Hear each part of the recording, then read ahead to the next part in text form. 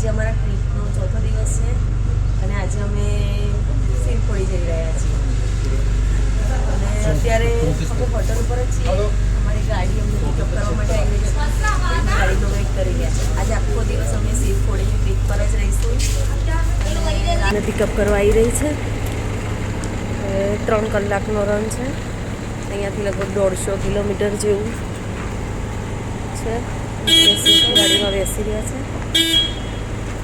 અને હવે અમે શિવખોડી જઈ રહ્યા છીએ. આગળની અપડેટ હું શિવખોડીમાં તમને બતાવીશ કે ત્યાં કઈ રીતનું છે. અમે શિવખોડી જઈ રહ્યા છીએ. ત્યાંનું જો બહારના લોકેશનનો વ્યૂ છે બહુ સરસ. અહીંયા લીલોતરી છે અને બધે જ પહાડ સિવાય કંઈ દેખાતું જ નથી.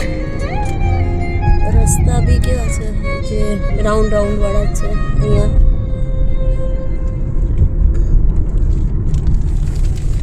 આગળ બેઠા છે. ચાલો ગાડીમાં આગળ બેસીને એન્જોય કરી રહ્યા છે.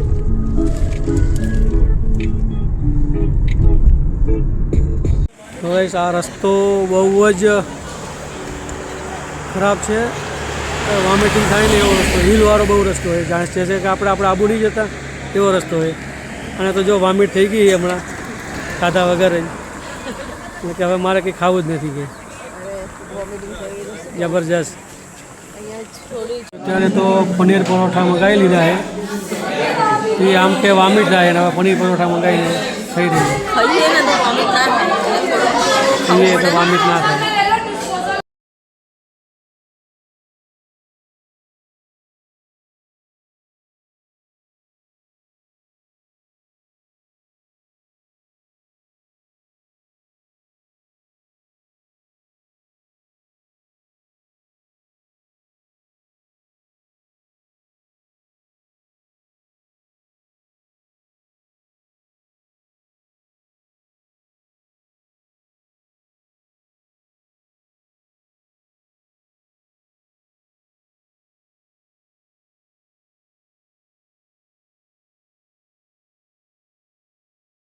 શિવખોડી જવા માટે અહીંયા પરચી લેવી પડે. પરચી લઈને પછી આગળ શિવખોડી અહીંથી તમે ખચ્ચર લઈ શકો. કેમ કે 3.5 કિલોમીટર જ છે અહીંથી. પણ મારું એવું લાગે કે અહીંયા બી ઘોડો જ લેવો પડશે. હલવાની તાકાત રહી નથી એટલે અહીંયાથી 3.5 કિલોમીટર જવાનું, 3.5 કિલોમીટર આવવાનું. તમે ઘોડો લઈ જશો ને તો VIP દર્શન થઈ જાય કે શોર્ટમાં પતી જાય. બાકી અહીંયા બી 1-2 કલાક લાઈન હોય. પરચી લઈ લીધી છે. હવે શિવખોડી જવા માટે પણ યાત્રા પરચી લેવી પડે છે. પરચી લઈ અને પછી જ અંદર જઈ શકાય છે. ત્યારે પરચી લઈ લીધી છે અને હવે લગભગ 3-3.5 કિલોમીટર જેટલું શિવખોડી, જેમ કાલે વૈષ્ણોદેવી ચાલીને જવાનું હતું ને એવી રીતના 3-3.5 કિલોમીટર જેટલું તો દૂર છે જ. હવે જોઈએ, ઘોડા પર બેસવાની ઈચ્છા છે કેમ કે ટાઈમ અમારી પાસે બહુ ઓછો છે અને ઉપર પણ બહુ જ ગીર્દી હશે, એટલે હવે ઘોડા પર બેસીને જવાનું વિચાર. જો બંનેના ઘોડા મારા રેડી થઈ ગયા છે. હવે બંને બેસીશું એની ઉપર.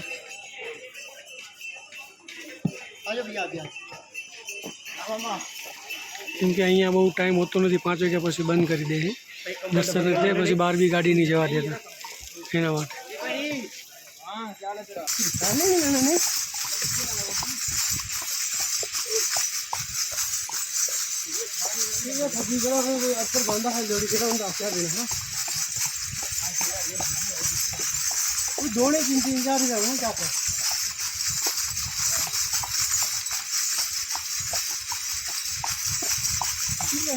અને ભસ્માસુરને એવું વરદાન આપ્યું હતું કે જેના પર પણ હાથ અડાવે એ માણસ એનું કોઈ નામ નિશાન એનો જ ઉપયોગ ભસ્માસુરે શંકર ભગવાન પર કર્યું અને શંકર ભગવાને બચવા માટે થઈને આ ગુફામાં સંતાઈ ગયા હતા. અને આ ગુફામાં અત્યારે હાલ પણ તમે જોઈ શકો ને તો બ્રહ્મા, વિષ્ણુ, મહેશ, ભગવાનની ભસ્મ, ત્રિશૂલ બધાના અંદર દર્શન થાય છે. ગુફામાં જવાનો રસ્તો તો બહુ નાનો છે પણ અંદરથી તો ગુફા બહુ જ સરસ છે અને અમે અત્યારે હાલ ત્યાં દર્શન કરીને આવ્યા.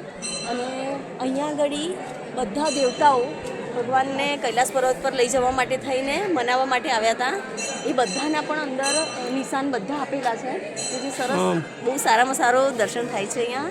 અને આ એકવાર શિવખોરીની દર્શન કરવાની તો જરૂરી જ છે, બહુ સરસ છે. અહીંયા તમે ગુફા જોઈ શકો છો. અહીંયાથી આટલું નાનું જ છે પણ અંદર બહુ મોટી ગુફા છે અને એ ગુફા છેક અમરનાથ સુધી જઈ શકે છે. એટલે હવે શિવખોડીથી નીચે ઉતરી ગયા છીએ ઘોડા ઉપર જ, કેમકે હરકો તો વિડીયો આવશે નહીં, કેમકે ઘોડા પર બહુ હલવું કરશે, એટલે ધીરે ધીરે નીચે જઈએ છીએ. ડ્રાયફ્રૂટની દુકાન છે. અહીંયા જુઓ, એક કઢીનું લસણ, ફ્રૂટ, મિક્સ ફ્રૂટ હે. અહીંયા સુધી તમે જોઈ શકો છો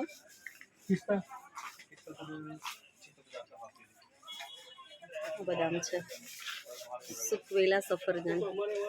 અહીંયાથી અમે થોડી ઘણી શોપિંગ કરી. મિક્સ ફ્રૂટ બધું, ચેરી,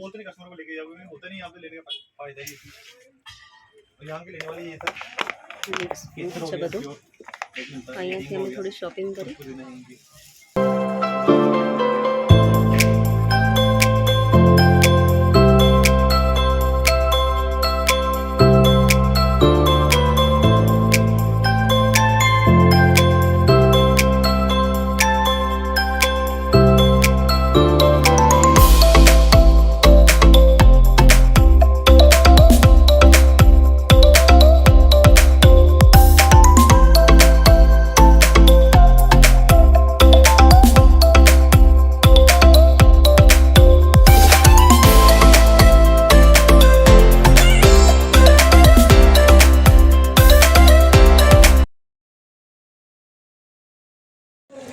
આ જો જમીન આવ્યા પછી મુકેશનો સ્વીટ,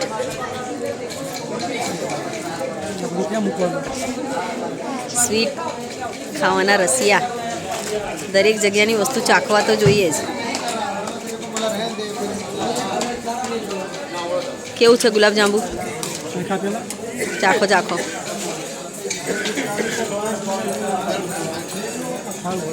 સારું છે. અને ગાજરનો હલવો સારો છે.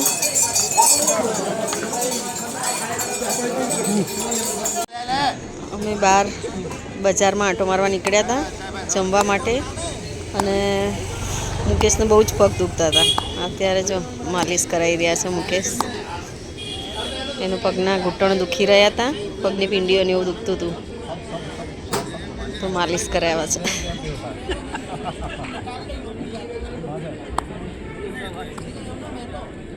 કાલે